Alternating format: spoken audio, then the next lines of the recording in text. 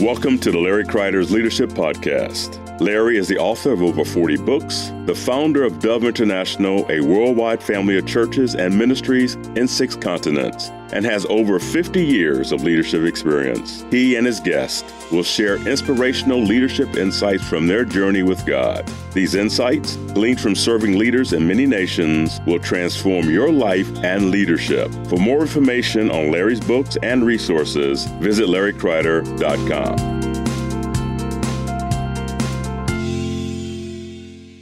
Welcome to the Larry Kreider Leadership Podcast. Larry Kreider here. Duane and Reyna Britton, welcome to the studio. Thank you. We're glad to be here. Tell us who you are and what God has done in your lives in lieu of being involved in leadership. Well, I think God has opened up many doors for us. And I was thinking back about my leadership role. I was a reluctant leader as well. I did not want to lead. I loved just being in the background. I didn't talk a lot. Really? Actually, no, definitely. And it was when I was my young Christian days, and we were in different small groups. People would ask me to lead something or push me up or say, what do you think about that? And I was just like, I don't know. It's so good for you to share these things because there's many people listening, especially younger leaders and potential leaders, saying, I can never lead. And just knowing, and of course, you've led all over the world now. Right. Just to hear that is so helpful to so many people. Oh, yeah. And when I would, I think my first little message I did when I was intern pastoring, went to this church and had the message. And I think I did it, and I did this message in like 10 minutes. I had all my notes. I just went through it so fast. And then Reyna used to write on my notes, slow down, all throughout my papers. But again, that was just, learning. And again, having that fear of man and fear of stepping these positions. But God has been very faithful. And like you said, he's allowed me to speak and lead all over the world. Give us some examples for you first, Duane, and then Reyna, of areas where you have led. I know in a former podcast you shared a bit. For many, this is the first time they've heard you. I've been in corporate world. I've led been in some businesses, corporate businesses that I've been in leadership positions there. I've also been pastor.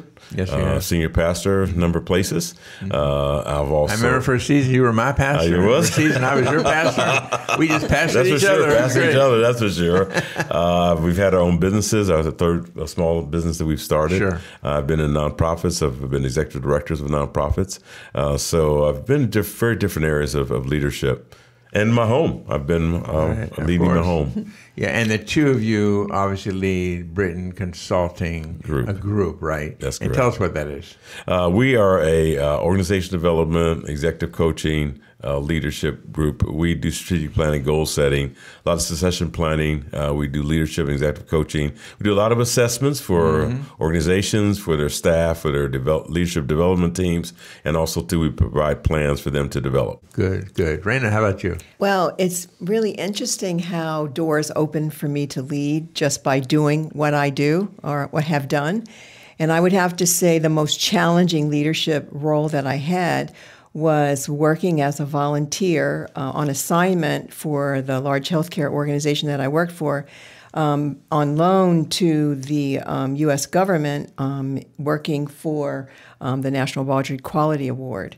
And so my first year in serving as an examiner, you go to different world-class organizations and you assess and interview staff and compare what they say based on the application that they submitted to get this national award. And the second year, I was asked to lead a team. And so you're leading a team of CEOs, other C-suite people, and you are going into an organization as the surveyors. We're here to assess you and to validate what you've said. And then you have to compile all of your work into a 50-page report. And so and these leaders are distributed all over the United States. Some of them are even from outside the United States. So here, I think is Reyna with an associate's degree, leading these C-suite MBA people for a finished product. And it's not only the finished product, but it's how we do our work.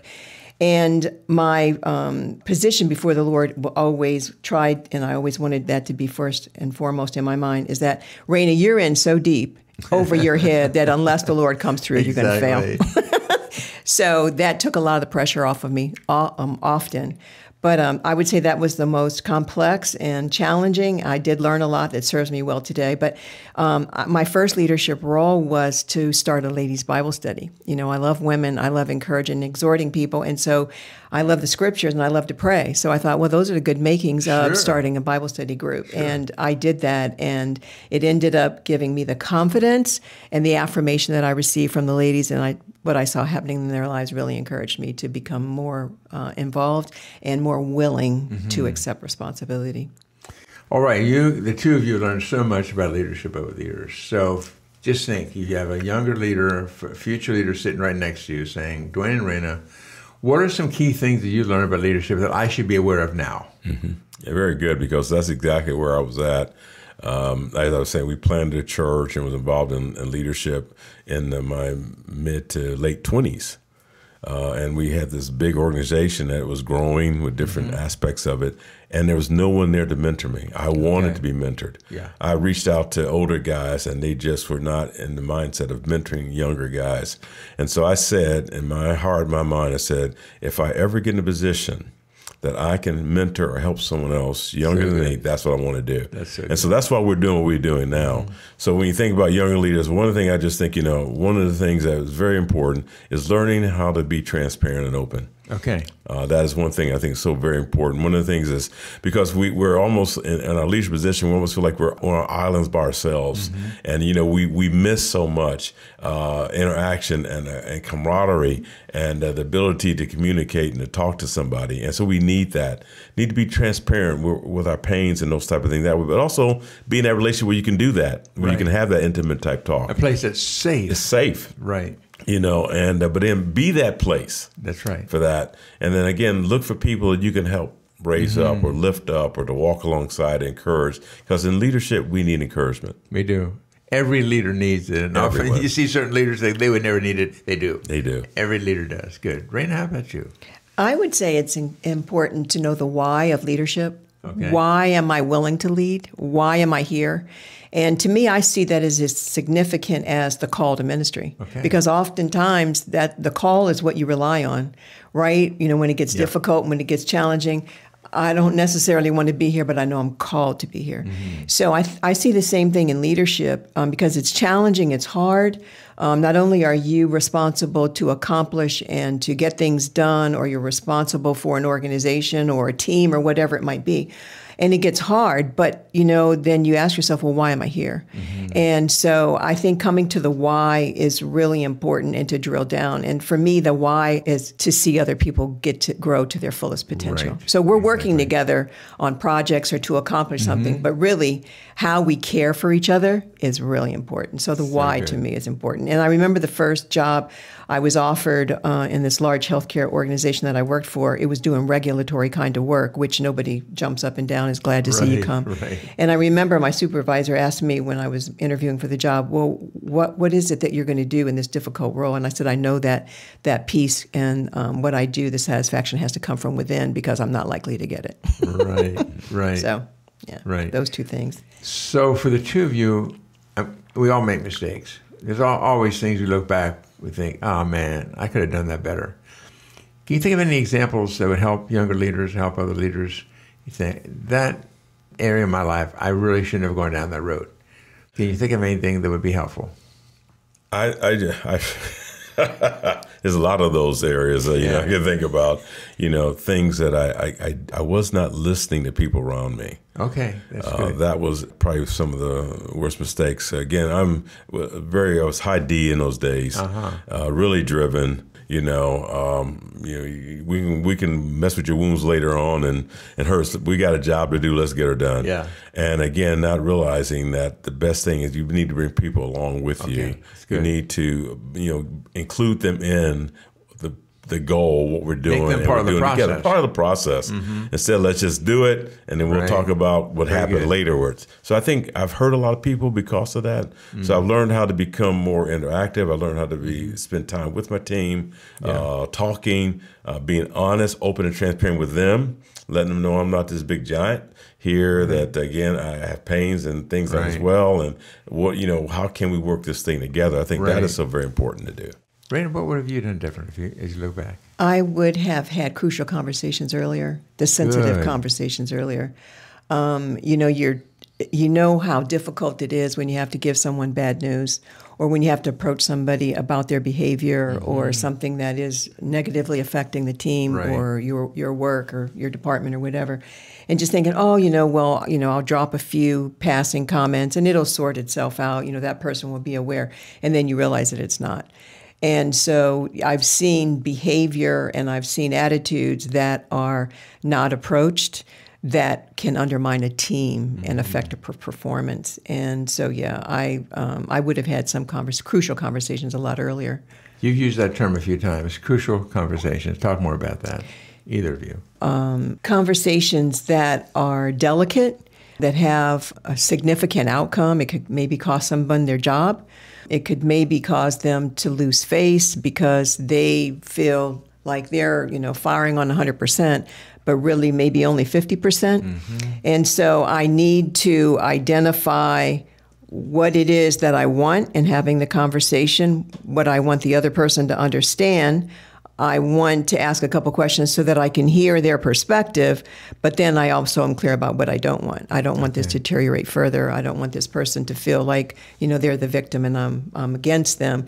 But no, what we're after here is improvement, for you to understand what the need is and then also what it is that you need to do. And those conversations take a lot of inner work for the person who's going to contribute to conversation or lead the conversation, and realize that if you have emotions, you need to get rid of those and acknowledge them first and then put them aside so that your anger, frustration, whatever it is that emotionally is impacting it, you can move those things off the table so that the other person doesn't feel like they're being attacked. If our listeners want to know more about crucial conversations, how can they do that? I tell you what, it's an awesome book. Crucial Conversation is a book that we've used. We've done workshops on.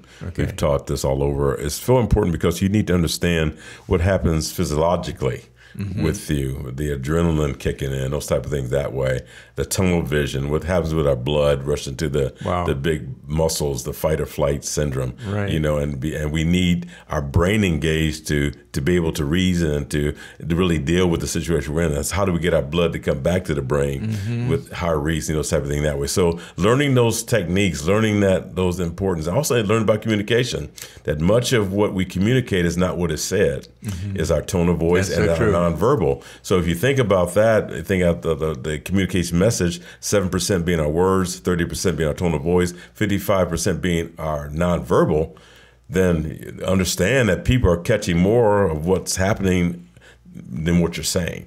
Exactly. So understanding those different techniques and different parts of the communication and how to have crucial conversations is so very important. How to make it safe. So good. Anyone listening today, you want to know more about Crucial Conversations, the book, check out the show notes, and you can find a way to purchase that and get that and learn more about Crucial Conversations. Talk to me more, Duane and Reyna, about things you've learned about leadership over the years. You've got lots of years. You've learned so much. I think one of the things I think I learned the most by having my first assessment. We had an organization come into our church and our leadership team and doing assessments on all of us. We did the same assessments, and it was a 360, which means other people on my staff, other observers, my coworkers, those who my direct reports, just those who see my leadership role, was able to answer some questions about me, and it was presented to me in a nice, beautiful report, and it was reviewed to me. Well, I learned a lot that I did not know because it was anonymous, they were very honest and open. And so because of that, I learned a lot about myself, things I weren't doing, things they wish I were doing, and again, helped me become a better leader. But it also demonstrated to them that because I was open and transparent to have a 360, it opened them up to as well, because I'm willing to be vulnerable as the main leader here. Right. It also helped my other staff to be vulnerable as well. So anything I want, I need to model it. That's good. I need to be willing to do it first. That's a good point.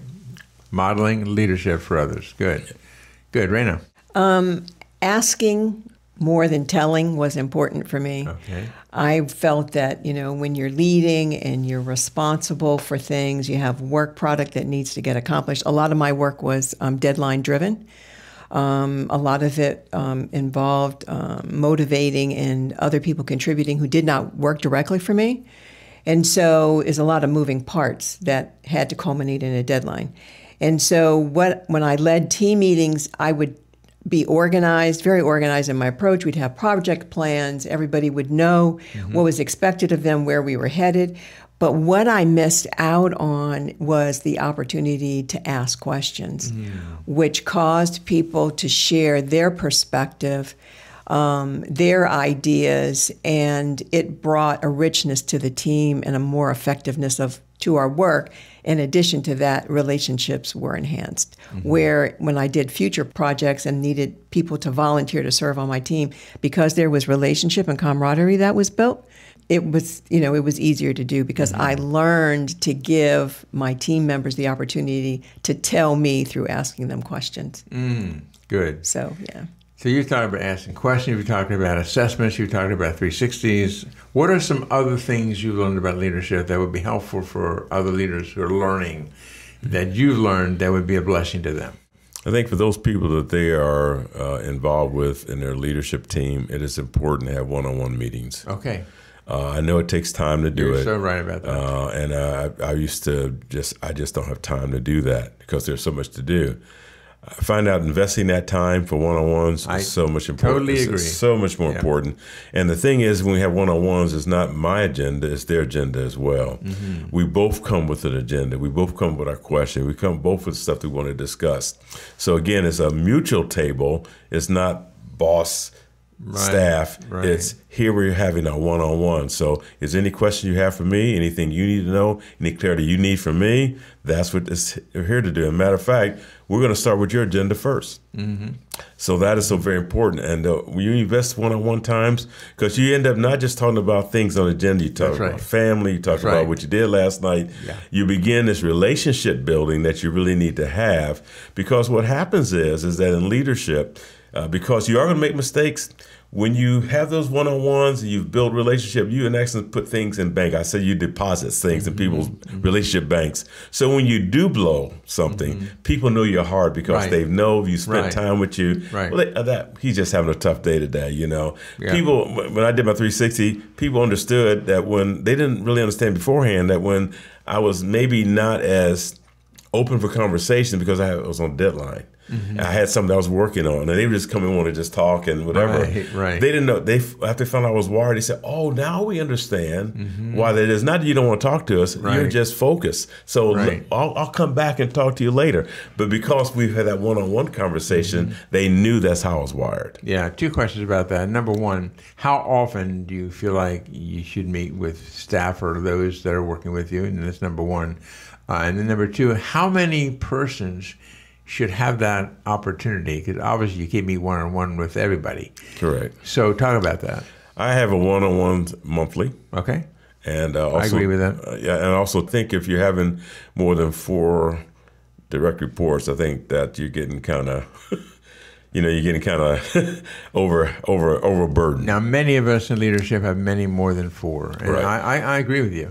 So what steps do you take to see that change where you only have 4 in the future? I think you need to raise up leaders you can have confidence in, that you can delegate those folks. Because again, if you think you have 7, and I'm meeting once a month with 7 people, that's a lot of time.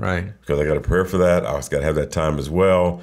There may be something out that meeting I need to do as well. So that really cuts into my production and their production as well, because they're taking time away from me. So if I can have smaller groups that, I can have maybe connecting with 2 or 3, and they're connecting with the other 5 or 6, then that's that's how you develop leaders. You give people responsibility, give them a chance to lead. You're connecting with them, but they're also learning their leadership skill and abilities because you've given them some responsibility as well. Remember the Jesus model.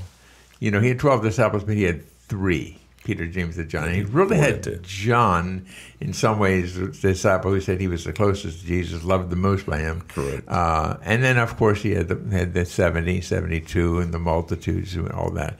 But he couldn't be close with everybody, and we can't either. So I really appreciate what you shared about that. Reyna, any insights you have on that? I think visibility is a way to connect with those individuals that you're not meeting with, like your 3 direct reports. If you have a smaller team of direct reports, I think being visible and available for opportunities to engage people is really important. I hear, working in a large organization, I hear people say, well, I never see them. I couldn't tell you who they are or what they look like. You know, the lead person or the top three people could come through my department. I wouldn't even know who they were.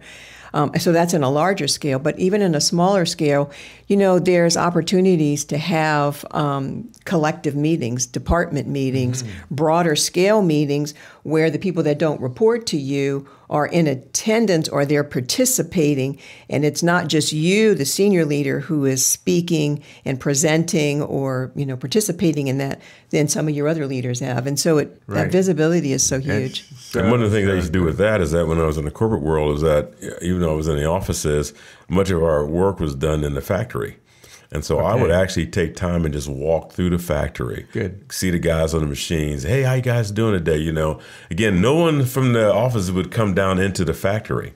And that's but again, visibility, because these guys and gals are the ones that produce the product that we're selling. That if they're not doing, they're not happy or don't feel like they're connected, they're not doing the best. But because just taking time and walking through the factory and just smiling and greeting and talking to people, it takes time to do. But again, it's so much more valuable when that happens. And if you can't be visible, because people are so widely distributed or it's not practical, personal notes, an email, some kind of connection, acknowledging a person, something that they contributed, acknowledging, rewarding, it goes a long, handwritten long way. Note, I've done handwritten notes. I just handwrite something really quick and send it to that person. I give that person, again, it just speaks volumes. Good.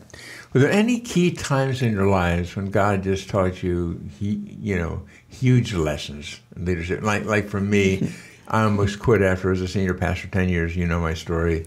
And, I went to the mountains and God showed me that I was called. And until he uncalled me, I couldn't quit. That was huge for me.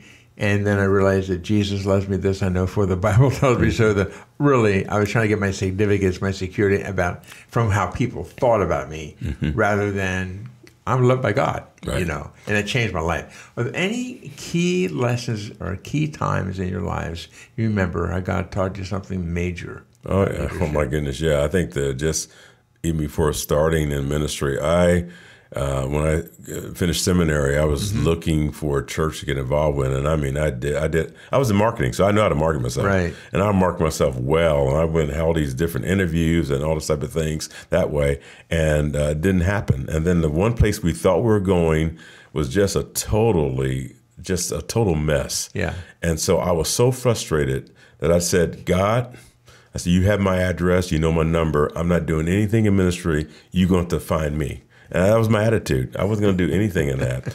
And I happened to be at this meeting, little breakfast meeting, the organization I'm involved in, and this one guy, a little short guy, he was saying, wherever you are, that's your ministry. Wherever you are, that's your ministry. And it hit me that, Duane, you're in the business world. You're called to minister in the business world. That's right. Those people are your congregation. Pastor those people. Life-changing. That was life-changing for me. So good. Because I had to think I had to be a pastor to minister. Right. No, you're a minister no matter where you're at. That was life-changing. So good. For me, it was literally hitting the wall on the verge of a nervous breakdown because of trying so hard and doing so many things. So my responsibilities had increased. And I was leading the way I always led. So I wasn't delegating. I was burning the candle at both ends. Yeah. And I crashed. And it meant failure to me because for the first time in my life, I was in the position where I couldn't do it. And I'd never been in the position where I couldn't do something. I had to come pick her up from work. He did. She couldn't drive. Really? Yeah, it was that kind of a moment. Wow. And so through the next week and a half, when I did take time off and I knew I needed to go see a counselor, my physician, my gynecologist, I knew exactly where I needed to go to get help and, assessments and answers, I realized that I needed to change, that I couldn't keep doing things the way that I had always done them. I had too much a performance and a responsibility mindset. And the Lord was asking me to let go and release so that I could have greater influence and greater leadership responsibility. But it meant dying and saying no and coming to the point of frustration and failure before I realized, oh, I get it. I'm not doing this right. I'm doing it on my own, first of all, in the way that I know how to do it. So it was life transformative. And the amazing thing is it only took a week and a half. Wow. I would have thought it would have took a lot longer. Yeah. But it also challenged the other folks in her leadership realm and management realm to begin to look at their lives because they saw that if Reyna hit the wall, whoa, you know, and so they began to do things differently. They didn't even take days off, but after that happened, they started taking some days off themselves personally for their families.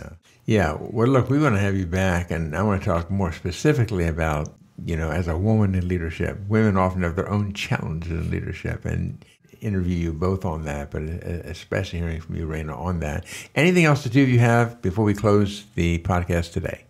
I just would encourage any leader to find someone to talk to connect with, and trust me, people are looking for people. Yeah. You know, we need each other. We do. Great. Reyna? I would just say, hearing the voice of the Holy Spirit in your leadership is so key. Back to the example that I just gave, the Lord in a dream one night said to me 3 times in 3 different ways, Reyna, don't do it just because you can do it. Reyna, don't do it just because you can do it. 3 different ways. And the next week, then an opportunity came along, and I knew what that voice was or what that message was for. Don't do it. And it ended up being a blessing. A month later, I see why the Lord said, don't do it, even though I would have wanted to. So listening to his voice is key. Thank you, Duane and Reyna Britton, for your years of faithfulness to the Lord and serving in so many ways leadership, and today helping so many leaders around the world. And again, check out the show notes and all that God's given Duane and Reyna. You may want to find a way to connect with them. And check out Passing 21 Tests of Leadership. So thank you for joining us today on the Larry Kreider Leadership Podcast, again, where we learn these small changes we can make that make a major difference, not only in our lives, but the lives of those whom we serve. God bless you, Duane and Reyna. Thank you again for being on the podcast today. Thank you. And we look forward to seeing you all next week. God bless. Thank you for listening to Larry Kreider's Leadership Podcast. If you want more information about any of Larry's books, daily devotionals, small group resources, or any other teachings, go to larrykreider.com.